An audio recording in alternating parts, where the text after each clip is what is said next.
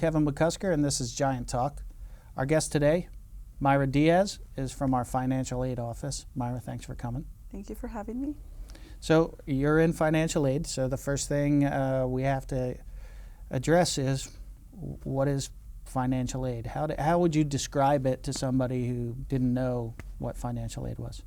Well, financial aid is federal funding that is available for students to help cover their tuition, room and board, books and supplies, and other educational related expenses. It is a grant. It is money that students do not have to pay back. Students can fill out a FAFSA application. The FAFSA basically stands for the Free Application for Federal Student Aid. By completing that one FAFSA application, they're applying for the federal Pell Grant, for the SEOG grant, federal work study, and state grants like the Cal Grant, as long as they submit their FAFSA application by the deadline before March 2nd or September 2nd for community college students, and submit their GPA. But all they would need to do is fill out that one FAFSA application to be considered for those different types of grants. And that's the free application for federal student aid is, I just want to emphasize again, it's one form that gets you access to a variety of funding opportunities if you're a student. So it's not like you have to fill out 18 forms, right. You fill out one. Exactly, they just need to complete that one FAFSA application. That application generally becomes available as early as January 1st. As I mentioned, March 2nd is a deadline that we push for. We want students to complete their FAFSA application by March 2nd to be considered for the Cal Grant, or September 2nd is another deadline. Aside from completing that FAFSA application to be considered for those Cal Grants, students need to also submit their GPA. But other than that, it's just that one FAFSA application that they need to submit.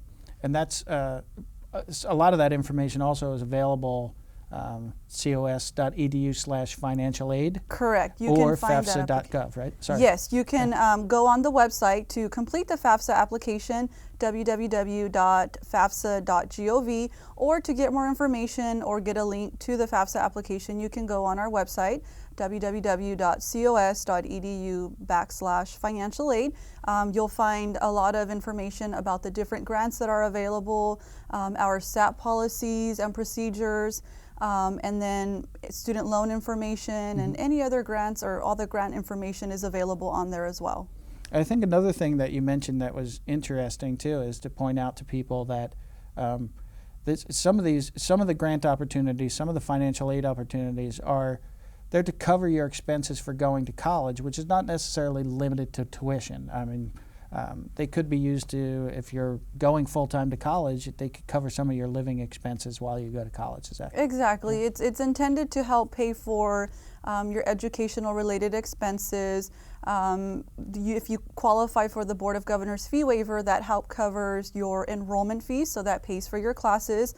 If you also receive the federal Pell Grant, that it helps cover books and supplies, rent or tuition, or any other educational related expenses you might have to help you be successful and go to school. Let's say I'm a new student and I'm about to go to FAFSA.gov or cos.edu/financial aid.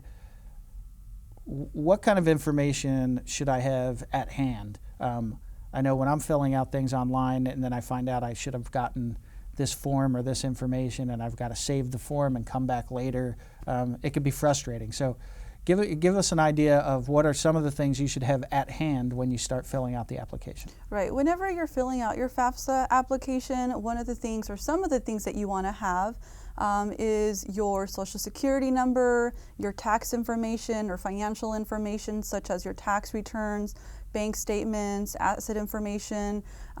Whenever you're filling out the FAFSA application, you will be asked a set of dependency questions to determine if you will be considered an independent or a dependent student. Once you answer those set of dependency questions, such as are you over 24, married, or have any children, If those apply, any of those apply, then you are considered an independent student and would only need to provide your information or the student's information. If they're married, then their spouse's information, their tax returns, or financial information. Now, if none of those questions apply, then the student will be considered a dependent student, which will mean that they will be required to provide parent information along with their own information, their own income. The student will also need to have parents' names, socials, date of birth, tax information, and bank statements and asset information as well. Okay, so there's a lot of financial information, either your own if you're a little bit older student, or if you're dependent, you might need access to your parents' financial information just to fill out the form. That's something a lot of people don't necessarily have at hand when they sit down at the computer. So that's important for them to know. They should gather that up ahead of time. It is helpful to have that information because you will be asked for that information, because that is what's used to determine your eligibility, how much you will qualify for, and what is your expected family contribution. Another tool that is available when completing the FAFSA application is the IRS data tool retrieval. Students and parents can now link their tax information directly from the IRS to their FAFSA. They will be asked a set of questions to see if they are eligible to use that IRS data tool retrieval, and then they'll be able to transfer that information from the IRS. Oh, so it just pulls it from one database into the form. Exactly. Yeah.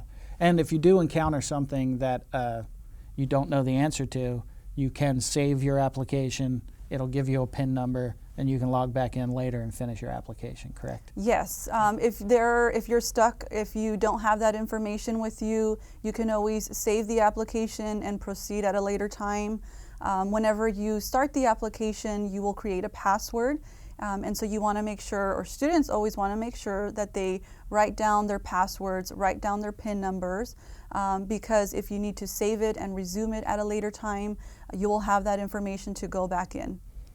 Now, how many of our students here at COS get financial aid? I think is it something like 70% get some form? Or? I would say a major population of our students do apply for financial aid, and I do encourage all students to apply for financial aid because you never know what you might qualify for.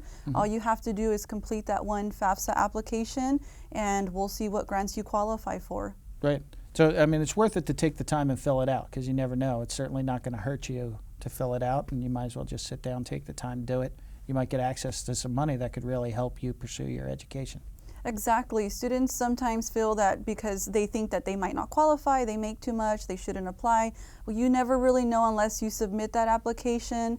Whenever you're entering all that income information, household members, all that is used to determine what your eligibility will be, what your expected family contribution will be. You may qualify for the Board of Governors fee waiver, as I mentioned. That will help cover your tuition, pay for your classes, or the federal Pell Grant, which can help pay for books and supplies. Right. So whether you think you're going to qualify or not, you should still go to the FAFSA. That's the free application for federal student aid, and fill it out. You can get that at fafsa.gov, or you can get a little bit more information before you start by coming to cos.edu/financial aid. This has been Giant Talk, and I want to thank Mayra for coming by. If you have any comments or suggestions for future topics, please email us at publicinfo@cos.edu. In addition, I want to encourage any students out there, if you have original copyright-free music and you'd like to get it played as part of our opening segment or our closing segment or part of a promo, contact us also through publicinfo@cos.edu because we'll consider that. And my name's Kevin McCusker, and this has been Giant Talk.